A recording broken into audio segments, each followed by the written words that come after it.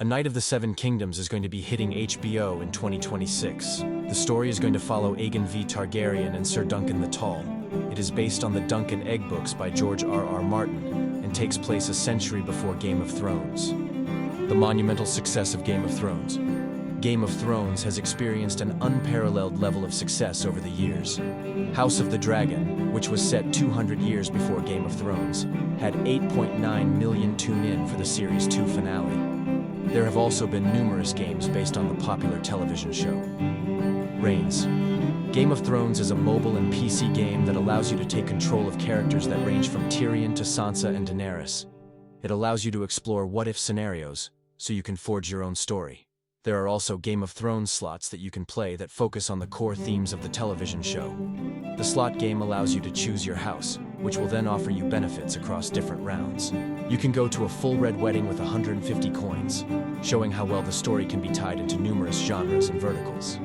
With the show experiencing immense success over the years, and fans calling out for more Game of Thrones-themed stories, it makes perfect sense that HBO intends to release a new television show based on the original series. The story behind A Knight of the Seven Kingdoms. The story follows Dunk, who is lined up to be the commander of the Kingsguard, and Egg, who is Aegon V. Targaryen. The story takes place 90 years before the events of Game of Thrones. Aegon V. Targaryen is the grandfather of Aerys II, otherwise known as the Mad King. Although some of the information is being kept under wraps, we do know that Peter Clafley is serving as Sir Duncan the Tall.